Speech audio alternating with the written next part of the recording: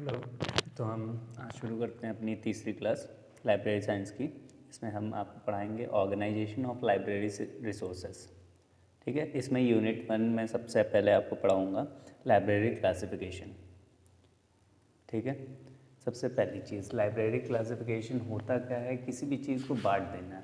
अब किसी भी क्लासिफिकेशन मतलब किसी भी चीज़ को बांट देना, किसी भी चीज़ को बांट देना उसके अब इसमें फंडामेंटल कैटेगरी होती है, कई सारी कैटेगरीज होती हैं जिनके बारे में हम पढ़ेंगे। तो अभी हम एकदम से शुरुआत करते हैं कि इसमें सबसे पहले एक कॉन्सेप्ट आता है PMEST, फंडामेंटल कैटेगरी होती है ये। ठीक है, P for personality, M for matter, E for energy, S for space and T for time. ठीक है, ये क्या है, 5 आस्पेक्ट ऑफ सब्जेक्ट है। सब्जेक्ट मतलब जो आप लाइब्रेरी में रख रहे हो, मैथ साइंस जो भी आप रख रहे हो, उसमें ये 5 पर्सनैलिटी, 5 चीज़ें होनी चाहिए, 5 PMEST होनी चाहिए। सबसे पहले पर्सनैलिटी। पर्सनैलिटी मतलब बुक की पर्सनैलिटी कैसी है, वो क्या इंडिकेट कर रही है, वो क्या प्रभाव डाल रही है आप पे या यूज़र पे। ठीक है, मैटर। मैटर मतलब कि वो बुक कितना मैटर करती है इस लाइब्रेरी पे। ये वाले मैटर की बात हो रही है यहाँ पे, साइंस वाले कोई मैटर की बात नहीं हो रही है। ठीक है, एनर्जी। एनर्जी मतलब कि उस बुक को पढ़ने से या आपके यूज़र को कितनी एनर्जी हो रही है, मतलब कितना मोटिवेटेड वो फील कर रहा है। ठीक है, एस फॉर स्पेस। स्पेस मतलब कि आप उस बुक में जो टॉपिक है उसमें कितना डीप आप समझा पा रहे हो। जैसे आप सपोज एग्रीकल्चर के बारे में बता रहे हो, तो एग्रीकल्चर में आप क्या क्या चीज़ें कवर अप कर पा रहे हो उस बुक में, ये चीज़ या उस पर्टिकुलर सब्जेक्ट में। ठीक है, टी फॉर टाइम। टाइम मतलब कितना टाइम ड्यूरेशन लग रहा है आपको या यूज़र को या किसी और को उस बुक को पढ़ने में, समझने में, लिखने में, ये सारी चीज़ें। ठीक है, ये इंपॉर्टेंट है, आपके 2 या 3 नंबर में पूछा जा सकता है। फिर ठीक है, फिर नेक्स्ट ये अपूपा पैटर्न, ये बहुत इंपॉर्टेंट है आपका।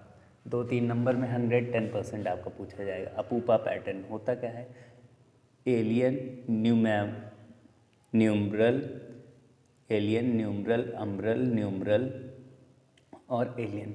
ठीक है, ये 5 चीज़ें हैं। अब आपको ये डायग्राम चाहे तो आप जाके बना सकते हो, इसके भी नंबर मिलते हैं। ठीक है, इसको एक एग्जांपल से हम लोग समझ लेते हैं। सपोज़ मैं एक बुक पढ़ रहा हूँ, किस चीज़ की, किस टॉपिक की बुक है वो, ऑरेंजेस मतलब संतरे उगाने की बुक है, मैं वो पढ़ रहा हूँ। तो वो जो बुक है वो क्या है, अम्ब्रल सोर्स है। वो क्या है, अम्ब्रल सोर्स है।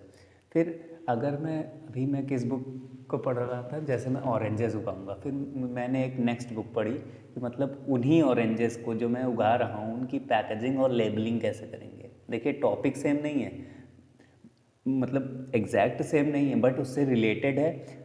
और ऐसे मतलब रिलेटेड टॉपिक को हम क्या कहेंगे, न्यूमरल सोर्सेज। क्या कहेंगे, न्यूमरल सोर्सेज।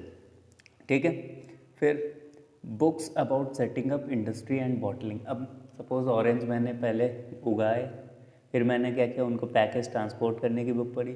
फिर मैं अभी ये बुक पढ़ रहा हूँ कि उन्हीं ऑरेंजेस से मैं बॉटल की फैक्ट्री कैसे खोल सकता हूँ, जूस कैसे बना सकता हूँ, अलग अलग इनोवेशंस कैसे कर सकता हूँ।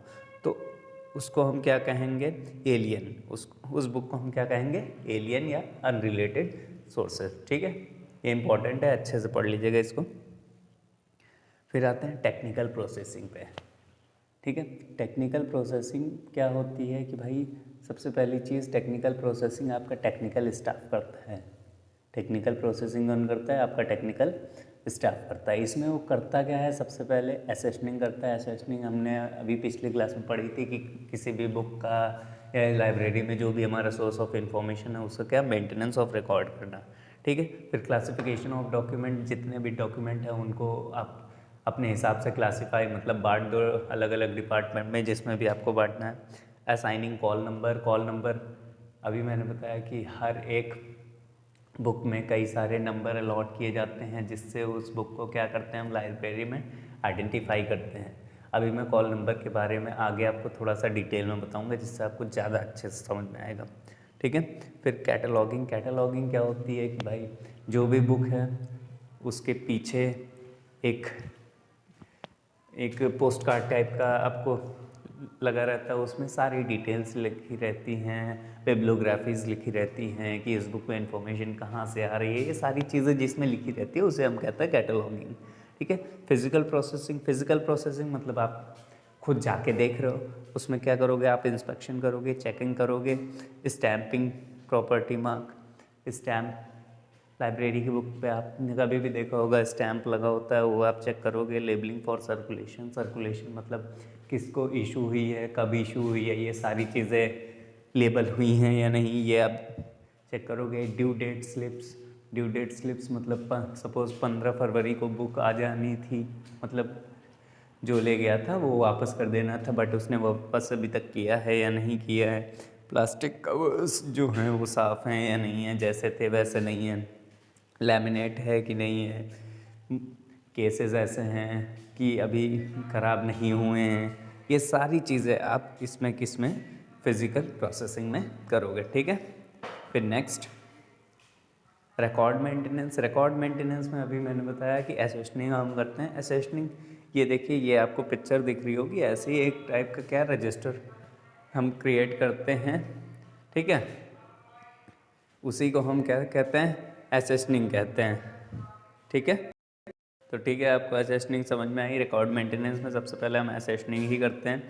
ठीक है। अब एसेशन नंबर कैसे हम लिखते हैं, टाइटल पेज पे लिखते हैं। टाइटल पेज मतलब जो बुक का स्टार्टिंग का पेज होता है उस पर भी हम एसेशनिंग नंबर कभी कभी लिख देते हैं, या बुक के किनारे जो बाइंडिंग जहाँ पे होती है वहाँ पे लिख देते हैं, या बुक के लास्ट पेज पे भी हम लिख देते हैं। तो यही सारी चीज़ें हमको यहाँ पे बताई गई हैं। सेल्फ लिस्ट जो कार्ड होता है वहाँ पे भी एसेशनिंग नंबर्स ये सारे लिखे जाते हैं। ठीक है, इसको आप रीड कर लीजिएगा।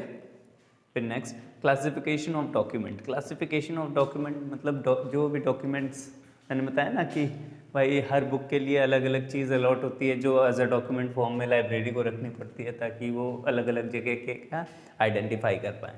तो आपने देखा कॉल नंबर अभी मैंने पिछले बार में बात की थी। कॉल नंबर क्या होता है, class number plus book number plus collection number. नीचे देखिए फॉर्मूला लिखा है और बगल में देखिए ये पिक्चर है।